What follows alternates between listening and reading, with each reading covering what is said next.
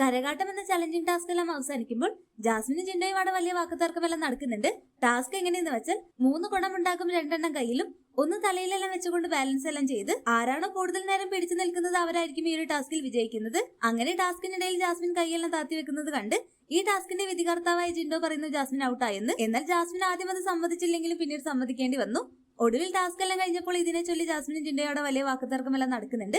Jasmine പറയുന്നു, ജിൻഡോ കാക്ക നിങ്ങൾ വിചാരിക്കുന്ന പോലെയല്ല, എനിക്ക് എന്റെ കൈ ഒരുപാട് നേരം അങ്ങനെ വെക്കാൻ പറ്റുന്നില്ല, കാരണം എനിക്ക് അത്രമാത്രം പെയിൻ എല്ലാം ഉണ്ടായിരുന്നു, അതുകൊണ്ടാണ് എന്റെ കൈമുട്ടെല്ലാം അടങ്ങിയത്. അപ്പോൾ ജിൻഡോ പറയുന്നുണ്ട്, അത് കണ്ടത് കൊണ്ടാണ് ഞാൻ ഫൗളെല്ലാം വിളിച്ചുകൊണ്ട് നിന്നെ ഔട്ടാക്കിയത്, നിന്നെ കൊണ്ട് ആ ഗെയിം ഒന്നും നടക്കില്ലെന്ന് എനിക്കറിയാം.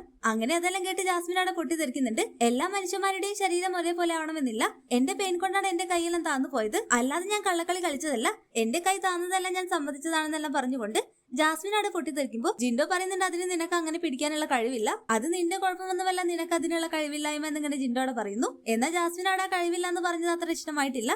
നിങ്ങൾ എന്റെ കഴിവ് നോക്കാൻ വരണ്ടെന്നെല്ലാം പറഞ്ഞുകൊണ്ടുള്ള മറുപടി ജാസ്മിൻ അവിടെ അപ്പോൾ തന്നെ ജിൻഡോയ്ക്ക് കൊടുക്കുന്നുണ്ട്. അതുപോലെ തന്നെ ജാസ്മിന്റെ ഒച്ചയെല്ലാം കേട്ട് സിബിൻ പറയുന്നു, ഇവിടെ ജാസ്മിന്റെ സൗണ്ട് കേൾക്കാത്ത ഒരു ദിവസം പോലും ഇല്ല, അവളെ വായടിച്ച് പൊട്ടിക്കണം, ഏത് സമയം നോക്കിയാലും ഉണ്ടാകും കാക്ക എന്നെല്ലാം വിളിച്ചു വരുന്നു എന്നെല്ലാം അങ്ങനെ സിബിൻ അവിടെ പറയുന്നു. ഹോട്ട്സ്റ്റാർ ലൈവ് അപ്ഡേഷൻ ചാനലിൽ ഉണ്ടാകും. ആദ്യമായി കാണുന്ന പ്രേക്ഷകർ യൂട്യൂബ് ചാനൽ സബ്സ്ക്രൈബ് ചെയ്യാൻ മറക്കേണ്ട.